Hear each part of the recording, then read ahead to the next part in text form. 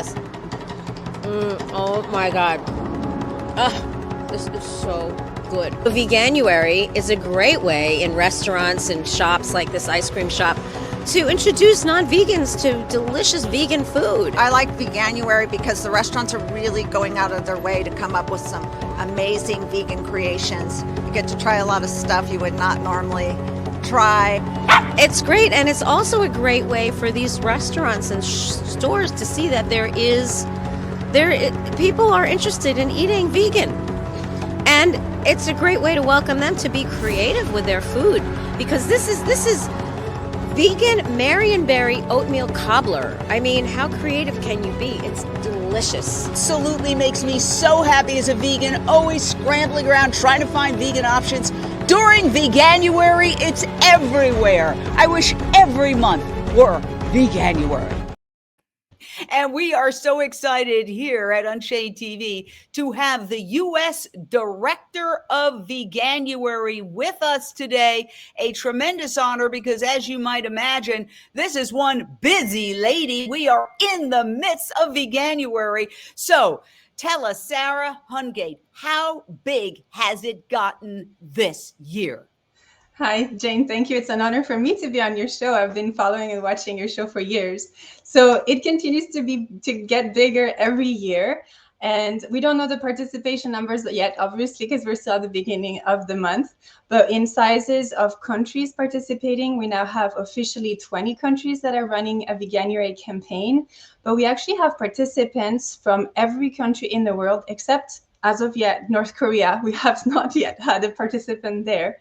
But in terms also of businesses participating, I loved your video. We have continuously new businesses joining. And some of our big hits this year in the US that we know so far is that we have a record-breaking number of restaurants in New York participating. There's over 50 in New York alone. We also have more chains than ever before in the US participating. So like you saw, you just showed Salt and Straw, but we also have And Pizza and Ike's and Crisp and Green. We always also have Blue Sushi Sake, Mellow Mushroom, Veggie Grill, Plant Burger, and many, many more. And so we love to go and try all these vegan options.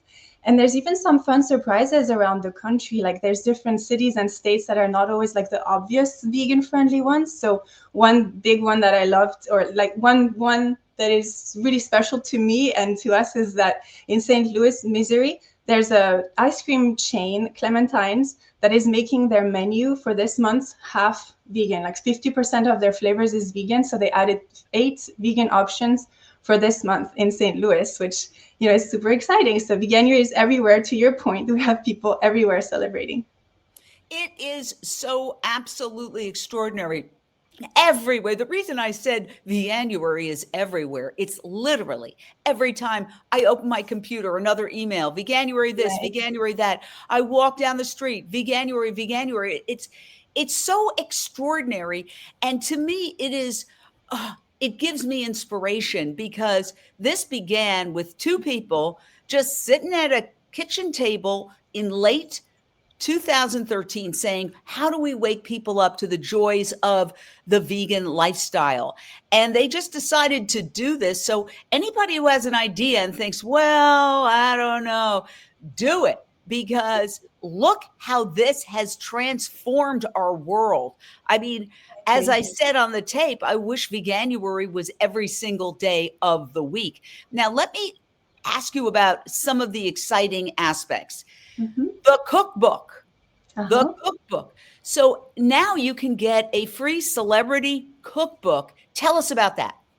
Yeah, so every time or every year we have a new updated version of the celebrity cookbook. So it continues to grow in pages. We're around 70 pages now.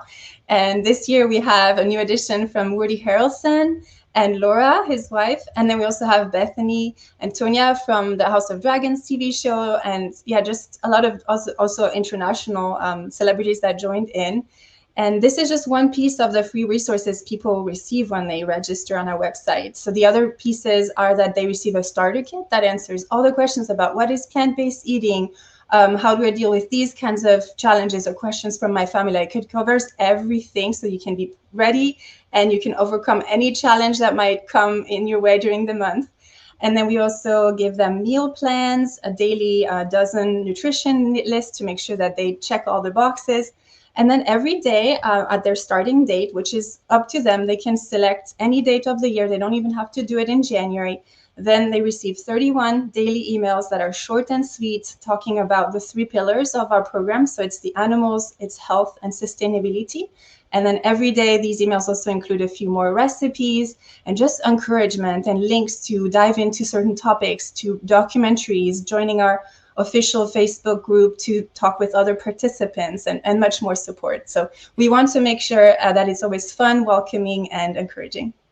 Well, I want to ask you about this because this is so extraordinary. I just looked at one area. This is the District of Columbia, and I'd like you to break it down for us because this is just one tiny area of the United States. And take a look at all the different things happening vis-a-vis January. Break it down for us. Yeah, so we have dozens of participating businesses in DC this year, but we also have events that are booming in DC. Like we have our friends at Veg Society of DC are organizing 8 events. And then there's also Rosie's Sanctuary that is having a family event so people can go and meet animals. There are hikes, there are potlucks. We also have from VSDC, there's an event with a council member of the Maryland county that's just neighboring DC, who is also supportive of Veganuary. So there's a lot of different ways that people are celebrating in the capital. And yeah, this is just one of the main target cities that we contact. Like we contact businesses as much as possible in New York, DC, and in the LA area, but we also reach out to nationwide chains, regional chains, retailers, as many food companies as possible. However much we can do in our small team, we reach out to however many people we can so that they can participate. And there's so many also who participate just because they know of it. And we just find out throughout the month of January, it's like a fun surprise every day for the team. We find out this business or this city is participating. These celebrities want to take part. Like it's just fun little gifts every day. Well, all I have to say is bless you and bless Veganuary, because as some people may know, veganism is under attack. The incumbent industry, the meat and dairy industry, has really declared a PR war against veganism, trying to characterize everything as processed, when in truth, we all know that we've always had fruits, vegetables, nuts, grains, and legumes. Okay. I had a kale smoothie this morning that was packed with nutrients, and you could say it was processed because I put it in a blender. You put a banana and a mango in a blender, it becomes processed, but they've used that as a weapon, never mentioning that processed meat is officially cancer causing, according to the World Health Organization. So a lot of nasty articles are being written. Thank God we have Veganuary there to counteract that terrible narrative that is motivated by greed, and also because these very, very multi-billion-dollar industries have started to see veganism as a very real threat, and they are fighting back. They reportedly, according to The Guardian, have a war room the size of Fox News and issue things like masters in beef advocacy to thousands and thousands of people who go on social media and push that agenda. So you are counteracting that. And I want to go over these stats a little bit because I think they're very, very important. 82% of respondents to your survey who were not already vegan when they took part intended to permanently change their diet. 73% of those who aren't committed to staying vegan are likely to try vegan again in the future. Almost half of respondents to the survey that Veganuary did saw some improvement in their overall health after just 31 days. Tell us about this. Yeah, and actually the numbers are even higher from the latest 2024 survey. The last number is 48% saw improvements in their health within a month, which is almost half. It's really, really amazing. And then we had this time around 92% of the people who are not staying vegan after there's about a quarter who will stay vegan after Veganuary. We check a month after the Veganuary month that they participated, and then 6 months later. And usually it's about a quarter who say they're going to stay vegan. And after 6 months, this past year, 2024, 27% said that they stayed vegan, which is a little bit of more than the years before, like by 2 points. But then from the ones who said they didn't stay vegan, 92% said that they're likely to try vegan again in the future. So the numbers are even better than the previous years as of 2024. We also have a 98% recommendation rate.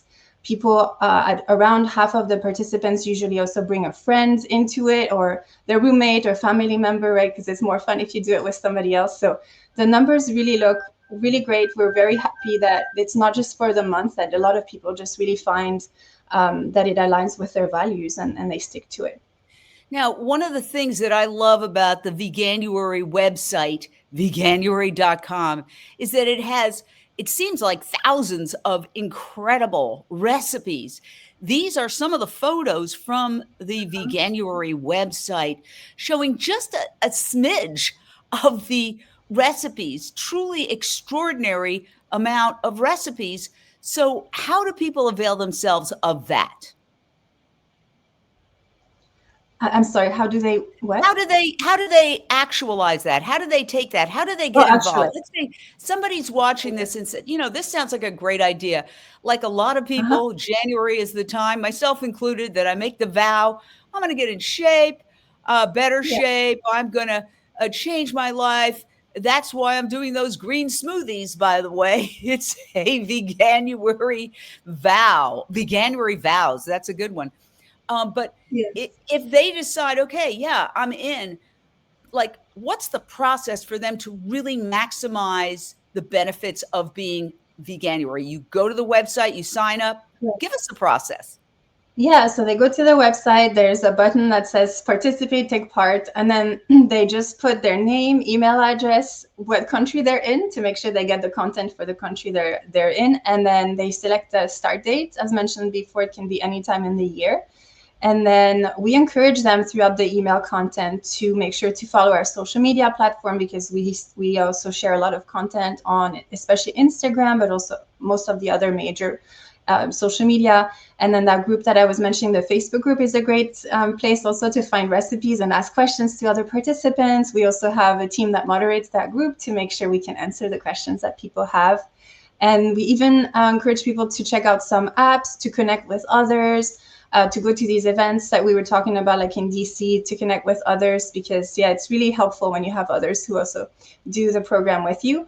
And like you said, there's over 1,000 recipes on our website. We also had one contribution this year from Pamela Anderson, which we're super happy. And she was also part of my vegan journey. Like, she back then was the main person in those ads that I was seeing back then. As she was vegetarian, I think, or at least that was the message back then, vegetarian with PETA. And so, I was super thrilled that she was sending us a recipe for the website. And then to your point earlier too, because the meat industry and lots of things are talking about whether or not veganism is over processed foods. So we also talk about that in our content, and we really explain, what is a processed food and what is healthy, what is not healthy. And we explain how people can really make their whole meal with just whole foods, right? Like whole grains and legumes and things like that. And our latest campaign also talks about the animal aspect, the health aspect, and sustainability. And one of my favorite messages is one of the ads, and it says, we kill billions of animals, but then eating that food from these animals kills us. Like, in a nutshell, right? It makes no sense the way that we are eating these animals, and then it's not healthy for us. So it's really a big part of our message. Yeah, and we here at Unchained TV show some of that. We cover some of that. This happens to be a DXC investigation into a chicken factory farm. And, yes, it's important that people see the truth, but sometimes I get the sensation that people don't want to see the truth. And the real way to get to people and to change their hearts and minds is by offering them a good, healthy, delicious alternative. And that's what Veganuary does. So it's kind of a philosophy. And what I read was, you don't even say go vegan. You Correct. say, try vegan. And that sort of takes the onus off of people who might otherwise feel stressed out or resentful, or Yeah. I can't do this for the rest of their lives. It's like 12-step programs. You do it one day at a time. All we have is today. And so I'd like to hear a little bit more about the psychology, because maybe folks who are vegan watching might say, okay, that's good. I might try that myself. Tell us about the philosophy and the psychology of try vegan. Yes. So in my work specifically, like I can share some stories. When I present Veganuary to companies or potential businesses who would participate, and I mention the program, when I talk about the fact that there's no vegan police, they sometimes physically, you can see that they relax, because we want to make sure that people don't think if I do this, if I register on Veganuary, that means I'm all or nothing. Like it's 100%, I have to stick to it. We don't want them to have that pressure. We want them to be able to try it. We want everybody to try it. And so that's why we make it non-judgmental and as welcoming and as approachable as possible. And we really encourage them to take it at their own pace. Some people will try Veganuary maybe on certain days of the week. Even the companies that we will talk about workplace challenges later, I know, but they also in their message tell people that. So that message continues to get trickled down, and that really helps for everybody to feel like, oh, I can participate, even if I just do it for one day, even if I just try one recipe, but then they see the information and they then continue to learn. And then that's often how also people stay in the program and stay vegan afterwards. A lot of people also in our survey said at 40%, that the reason, the motivation is animals. Wow, that is extraordinary. You really know your stuff. And it's very impressive.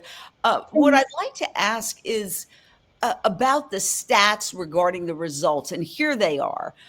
We talked about that, but let's talk about the corporate aspect. Again, I mentioned that veganism is under attack. And one of the reasons it's under attack by the meat, dairy, and pharmaceutical industry, because they're all one and the same. I mean, let's face it, people would need all those erectile dysfunction pills and cholesterol lowering pills and obesity pills if they followed a vegan diet.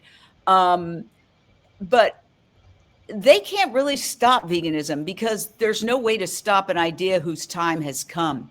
So off of the Veganuary website, it says $91 billion is the estimated worth of the global vegan food industry by the year 2027.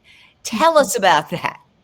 Yeah, so that's a statistic from another organization. I believe it's either GFI or Plant-Based Food Association.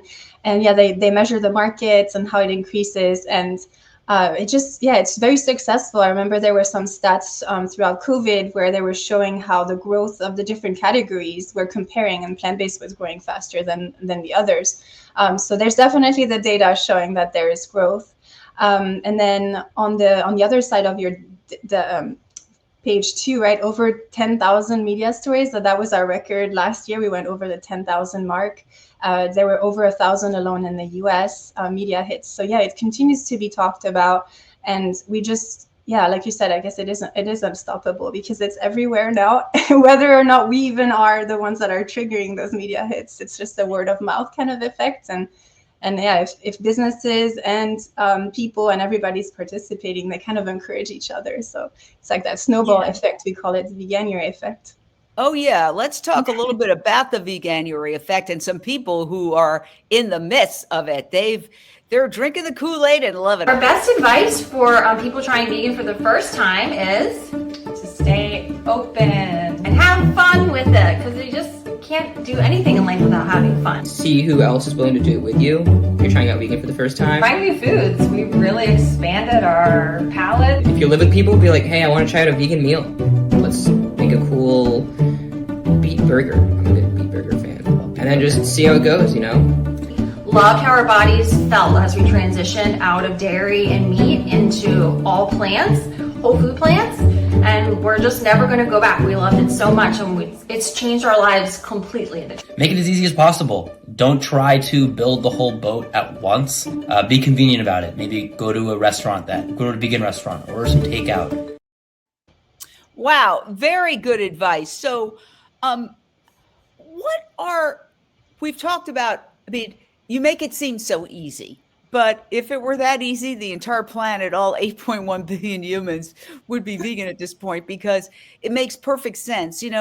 I've been reading a lot about the 80-20 rule, which is a new thing. It's kind of a fad where they try to explain all sorts of problems with the 80-20 rule. And I was like, that is exactly the dynamic of the meat industry. Meat is creating 80% of the problems. In other words, it's the 20% that's creating the 80% of the problems.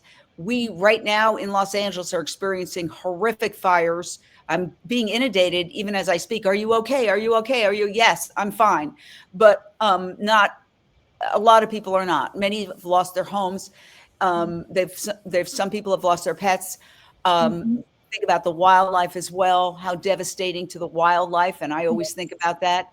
And climate change is the reason why. And we're just in the early stages. I hate to say it, but it's going to get worse. Okay. We've got approximately 9 boundaries and we're crashing through 6 of them in terms of, glacier evaporation, wildlife extinction, ocean dead zones. There's another person trying to find out if I'm okay. But the point is that the answer is to end animal agriculture, transition to a plant-based society, reforest all the huge percentage of the Earth's usable land that is used for either cattle grazing or to grow crops to feed 92 billion animals, just land animals we're killing every year.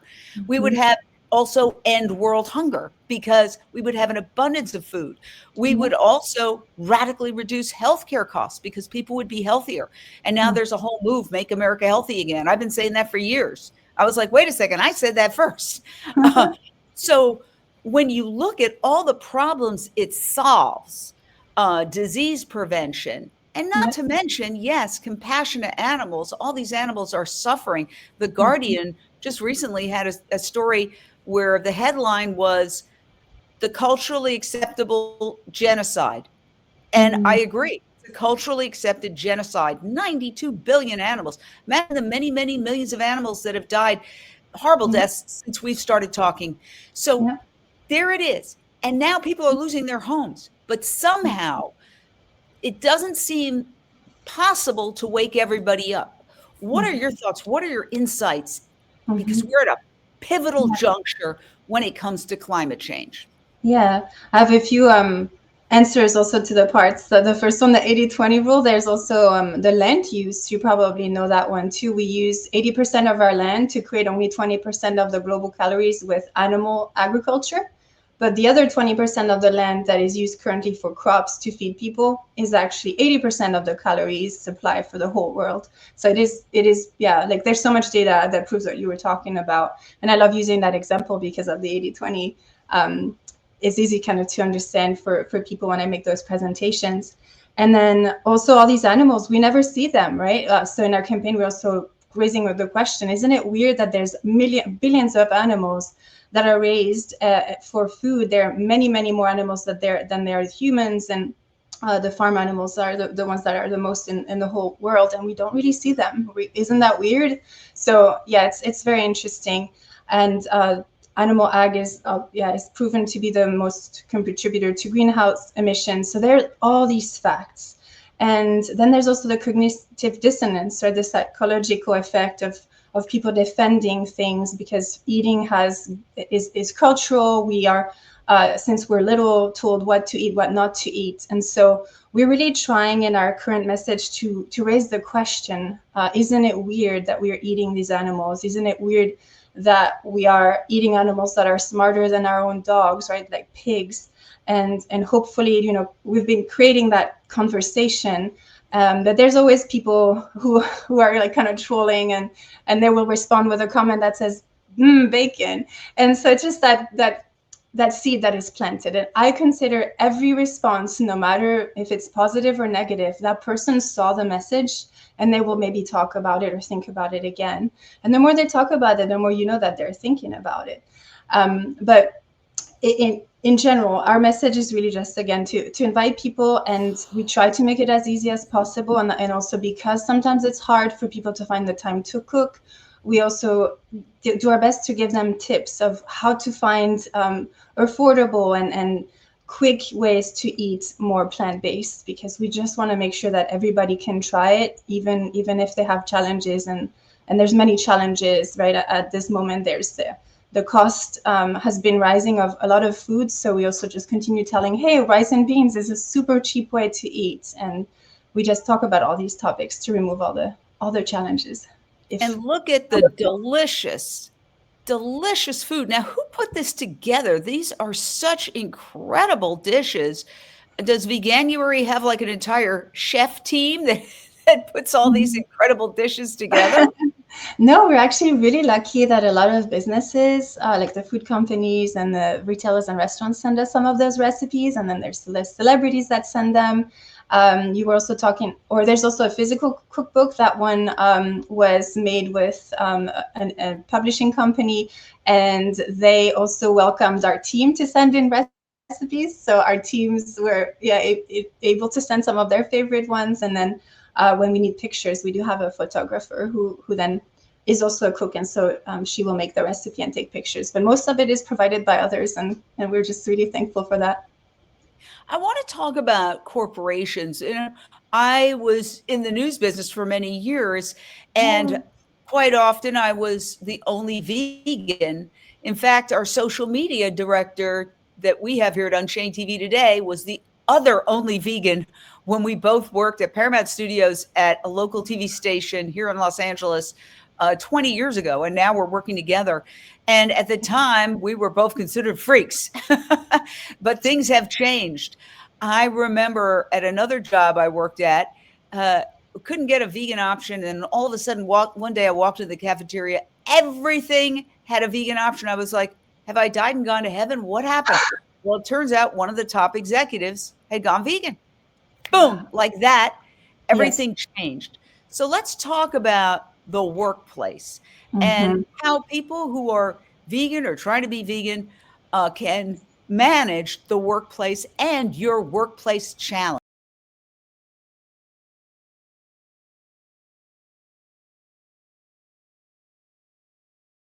Eating out. And then the second top challenge at around 20% is dealing with friends and family. So I don't think we have a data specifically about challenges in the workplace, but I know from experience and from my friends that it is also challenging. Sometimes there's people who are vegan, but they don't always want to talk about it because they don't want to have to deal with the conversations and the debates that might come with that. We do also share tips in our newsletters and blog about how to handle some of those questions. And we also try to give as many facts as possible to our participants so that they are ready and they have all those tools. But we encourage workplaces to also participate in Veganuary. And there's people who have done Veganuary as a participant, and that's how they bring it to their workplace. And they say, there's this thing, I want to bring it to my work. But we also have an official program, the Veganuary Workplace Challenge, where we give free resources to the employers. Everything we do anyway is free, but we also then created extra content so that the person at the workplace can copy paste email templates, like an email to ask leadership to approve a Veganuary program. We have an email template to just encourage the colleagues to participate. Then we also have quizzes and lunch, like just ideas on how to make it interactive, like potlucks and luncheons and things like that. We have leaflets that we give them, posters where the teams can take pictures, and then they can answer like, why am I doing Veganuary? So it's like a nice photo op. Just so many tools to make it fun and as easy as possible to implement. And what happens is that we reach out to the bigger employers, HR, sustainability, wellness, and ESG team members, but we also encourage vegans and people who are really interested in bringing plant-based into their work to simply talk about it at work. They can use our tools, and they can also work with us. They can contact us and ask us for advice.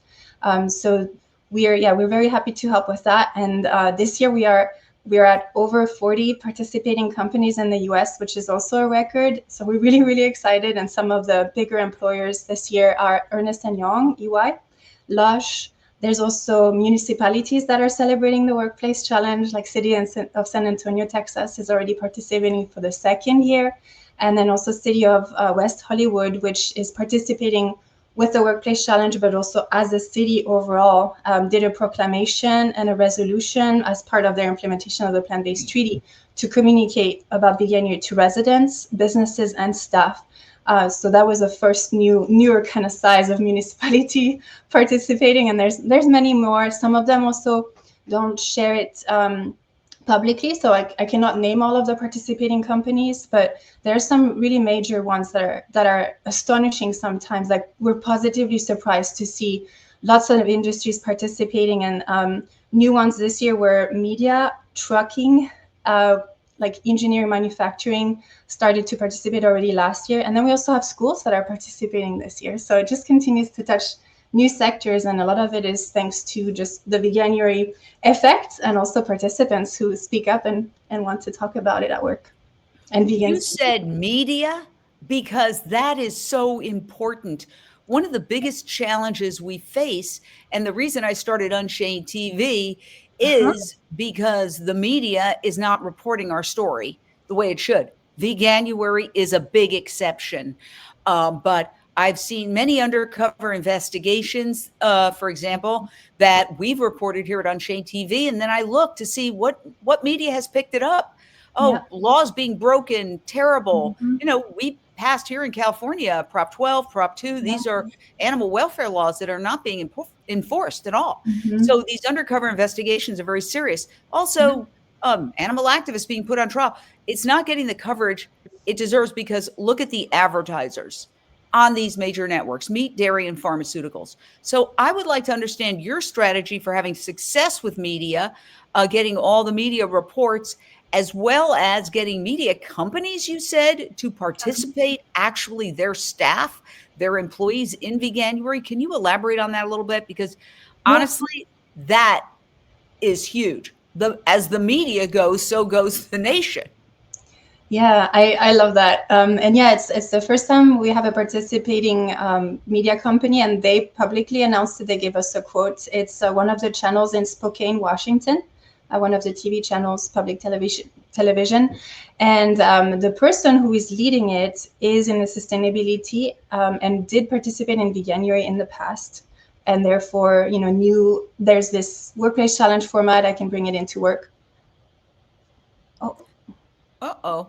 Don't know what happened there, but that's okay. I'll tell you what, this is a good opportunity for us, while we get that back on track, to talk a little bit about Unchained TV. We're going to tell you a little bit about what Unchained TV does. We're a 501c3 nonprofit, and our whole effort is to promote veganism. So it's a vegan Netflix. Okay, that's the craziest thing I've ever heard. I love Unchained TV. Unchained TV. Your life will change. It's just that easy.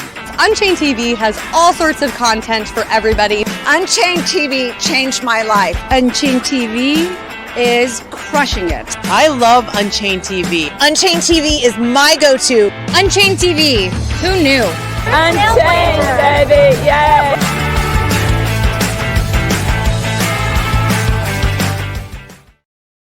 So I can tell you a little bit more about Unchained TV. I'm the founder, and there it is right behind me on my Samsung TV. So if you want to get involved with telling the story that we all need to tell, that the solution to so many of our problems, literally, I would say 90% of our problems, climate change, world hunger,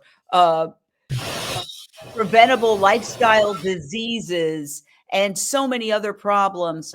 The solution is, we got a little bit of a problem there. We'll get through it. The solution is for the Can you hear me world again? to understand. Yes, I can hear you. You're back. Yay. I was just telling everybody about Unchained TV. Anytime there is an opportunity for me to talk about it, I will. So I'm going to explain a little bit more about how you can get Unchained TV right on your phone. We're a 501c3 nonprofit. It's absolutely free, and there's 2,000 videos, including this one that's playing right now behind me, documentaries, vegan cooking shows, biographies, lifestyle shows, and news shows. And the greatest part about it is you can get it on your phone for free. Just go to your App Store, Google Play, or your Apple App Store, and you just put in Unchained TV, one word, and then you can text these videos. If somebody says, oh, the animals aren't treated that bad, you could text them a video. If they say, I could never give up cheese, you can text them a video. It's all completely free. And if you want to watch it on your TV, it's on all Samsung TVs, but also if you have an Amazon Fire Stick, a Roku device, or an Apple TV device, you can also get it that way. And of course, you can watch it online.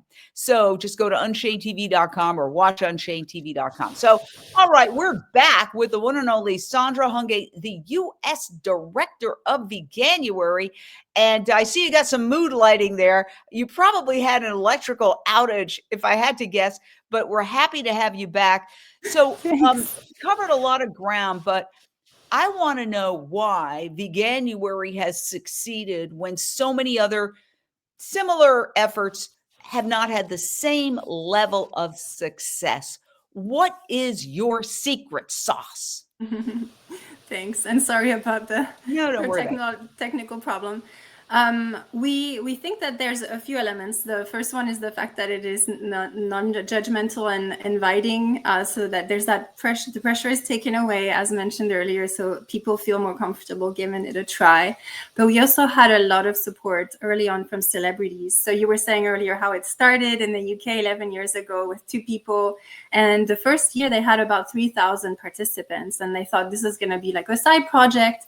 But then it just exploded because they got big businesses that took part. They got celebrities that participated. And so that was really how that snowball effect started, because there were these big names that participated.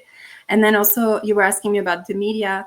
We have ourselves, we send out the press releases and the content. We also have other participating entities that are sending out the content as well. So I was mentioning the West Hollywood city participation, right? So they had the city council meeting. There were media there. So it was also mentioned in the media because it was part of their program. We also have the Mellow Mushroom, for example. We were talking about them as a chain. They just sent out a press release about their participation. So they also are part of the messaging. And then we also send our own messages. But yeah, it's like a team effort between all the groups of people who are making this bigger and bigger every year.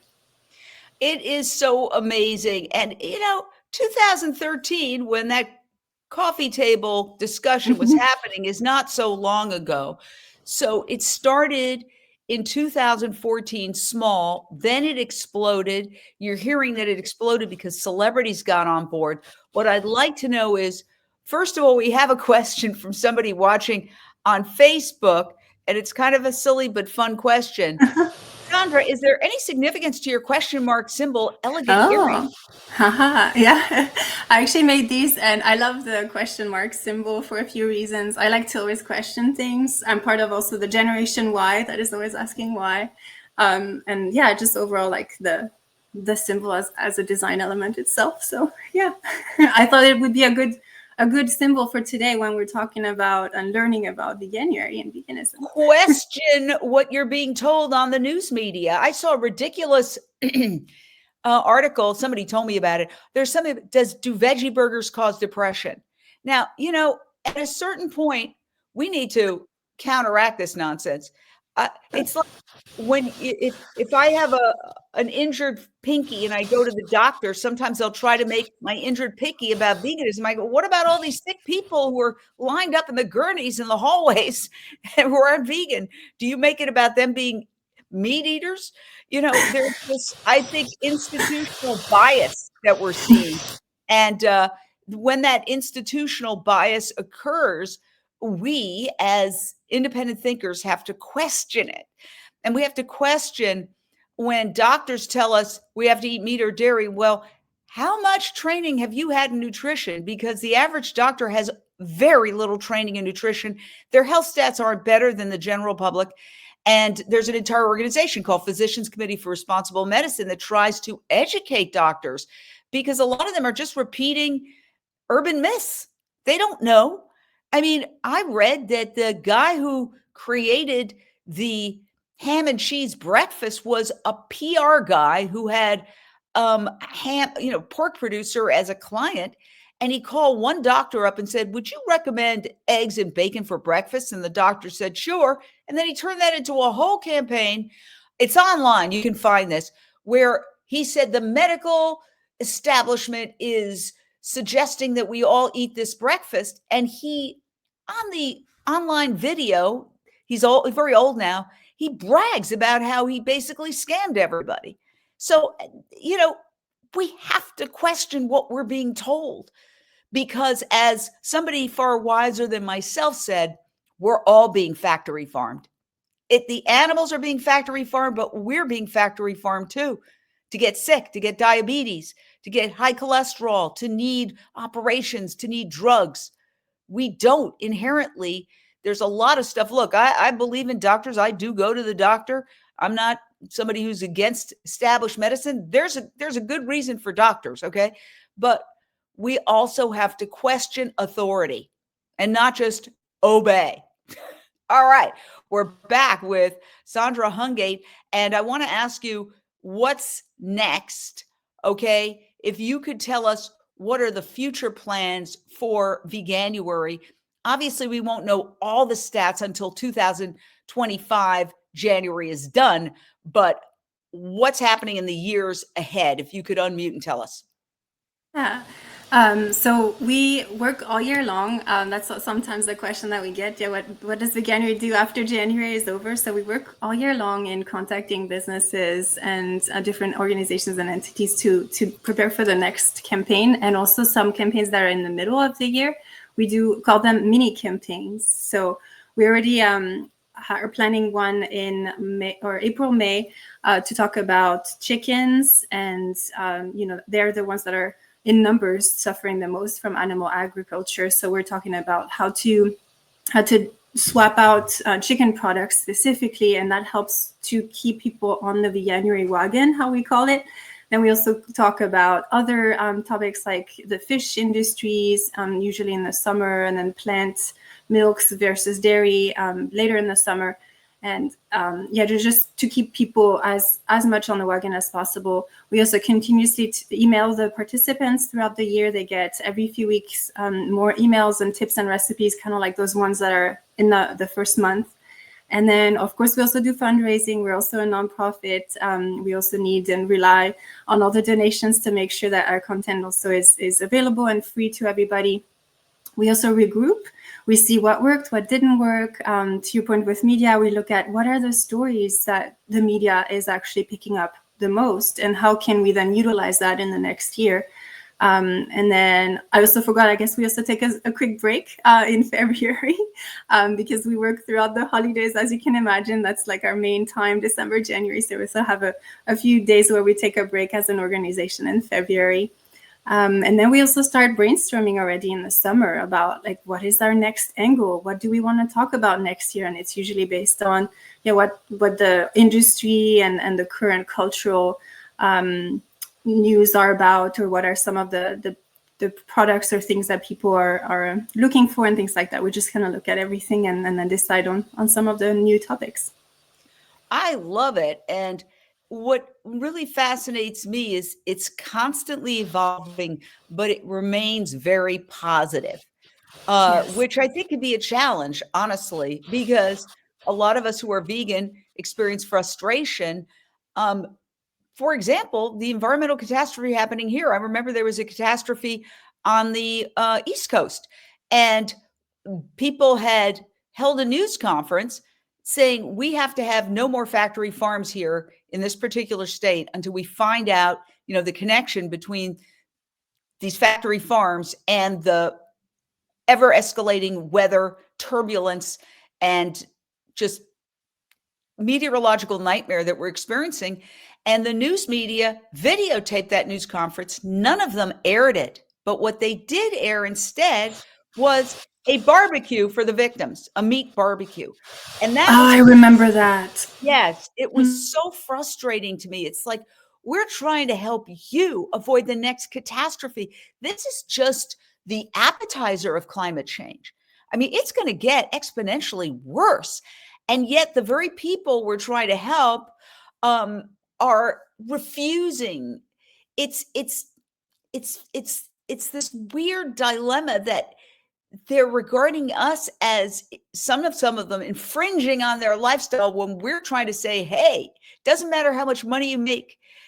If you can't walk outside the street without collapsing because of extreme heat, your money isn't going to mean that much to you. What are your secret strategies for maintaining a positive approach no matter what? I'd like to hear it.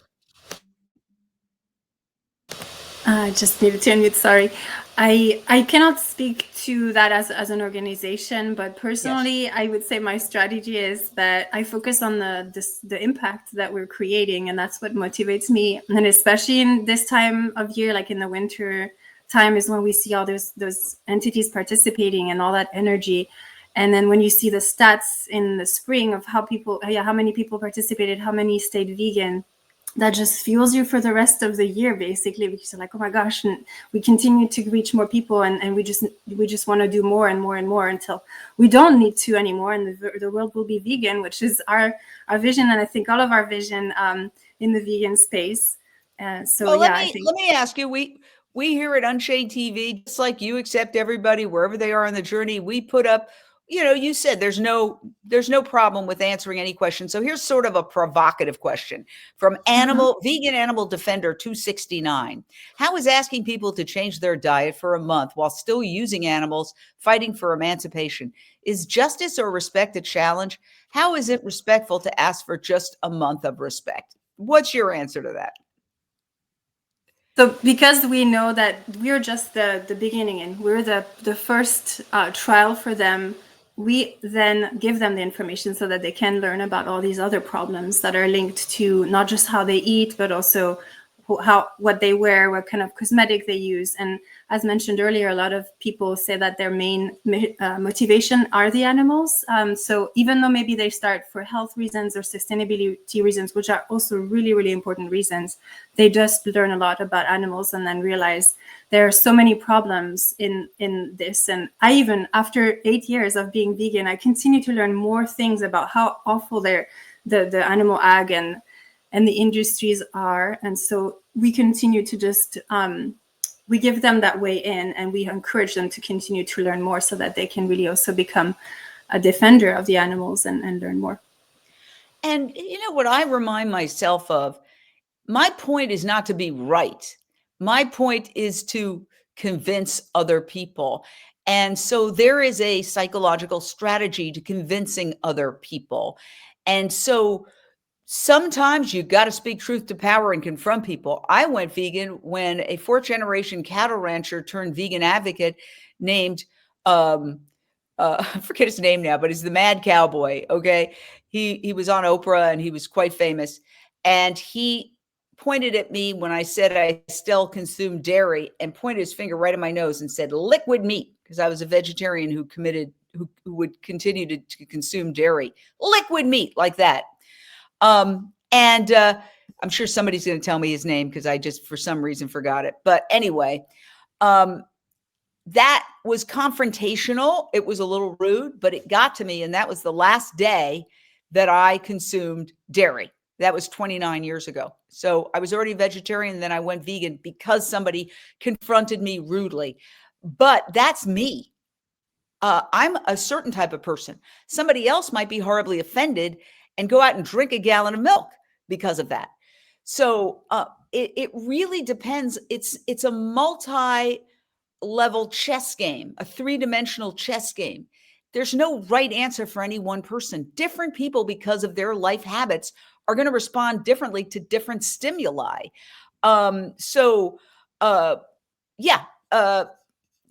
If you want, he has one more follow-up. We can live dangerously and check that out too. But why can't you call it something else without using the only word for animal emancipation, like plant-based challenge or diet challenge? Why hijack the term, which means rejecting animal use?